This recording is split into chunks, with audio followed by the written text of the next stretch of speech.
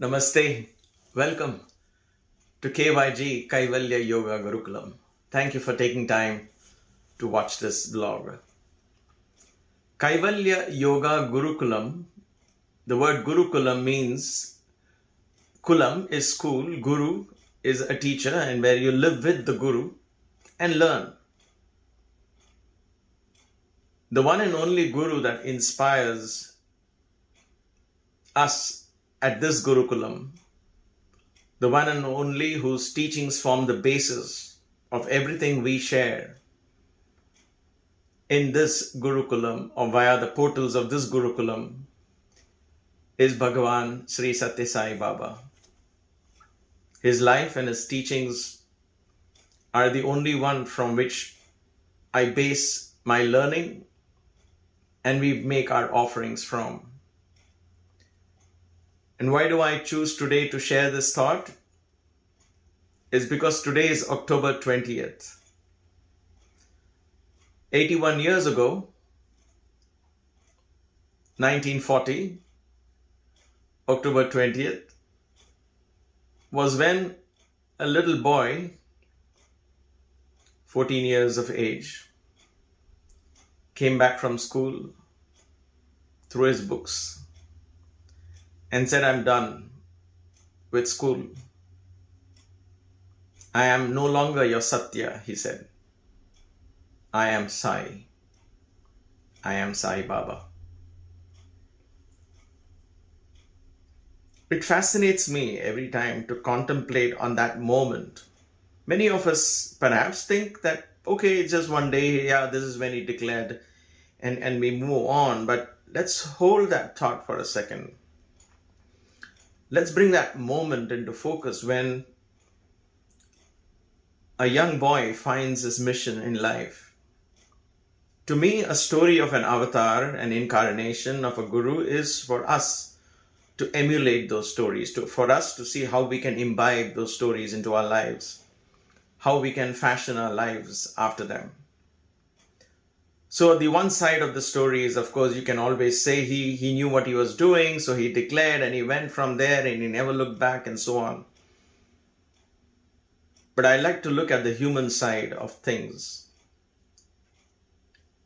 This little boy, when he declared he was Sai Baba,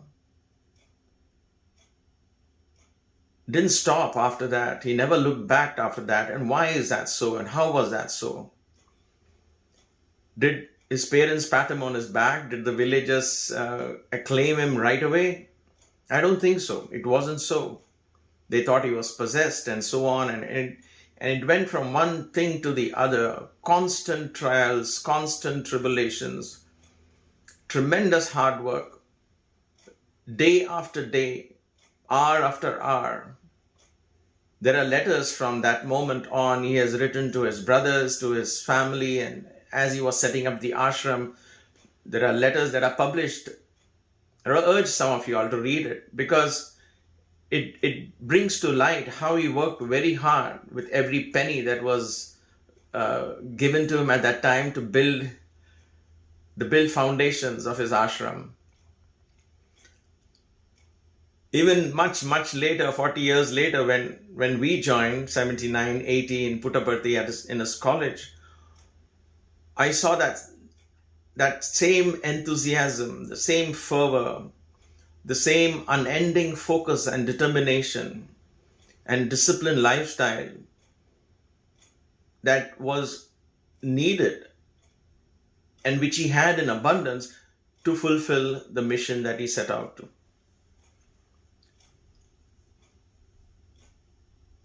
How many of us have made calls like this, have felt a calling or chosen a career perhaps, or got into relationships or taken a job or bought a home or decisions that we have made, and then we look back and regret, and then we change our path, change our career. Not that this is bad, but it's fascinating to see someone who took to a path and never looked back, kept going at it, knowing that it will always fructify. And in my own humble experience in the last 60 years of life, I realized I've come to realize that every path, every decision that you and I can take may seem very difficult in the beginning, sometimes impossible for that decision to manifest, or that the path to really open. Sometimes it will look like a brick wall, sometimes it looks like a huge stone wall, if you will. But then when I look back and learn from Swami's life, from Baba's life, said keep going at it, keep going at it. And then the path begins to open. Things begin to happen. Slowly but surely, the path finds its destination. We find our goals. And so to me, spirituality in life is not a matter of convenience, is definitely not a matter of choice. God is not a matter of choice. If we have chosen a path of values, if we have chosen a path where we are allowing our core beliefs to find expressions, that path may not be easy. That path may be filled with challenges, and that's the beauty of it. Then we don't compromise on our values in order to fit in and somehow make the journey appear as if it's going somewhere. We actually go uncompromising with the values and the core belief system that is in our heart and forge ahead. That is what I learned from Baba. And today is that day I contemplate on those teachings, and I urge you to ask yourself the same thing. Number one is, what is your inner calling? Have you had a chance? Have you had the strength, the courage to follow that inner calling? No matter what it takes. What are our core beliefs? Have we allowed that core beliefs, our core value systems to find its expression fearlessly, without any fear? We need to ask those questions on days like these, when gurus and avatars, incarnations, enlightened souls have shown us that path, that it is indeed possible, no matter what your background, no matter what your education, no matter what your social status, no matter all of these other things, which may be good, which may not be good, it's irrelevant to what you and I want to really achieve in our lives. Because we don't depend on these, we depend on the true self, the self that is infinite in its capacity to give. And therefore, bowing deeply to this beautiful teacher who taught hundreds of us, thousands of us who lived with him in so many, many beautiful ways. The little hospital that he set up in the 60s took 30 years or so to form into a super specialty hospital. 30 years. 30 years it was free medicine out of a small hospital. But the vision was never compromised. 1969, and even before that, he set up a school, Ishwaram High School, the very first school. And it took so many, more than 2 decades for a university to be formed. And yet, the vision was never compromised. The water projects began as starting little tube wells in little villages. The vision was uncompromised.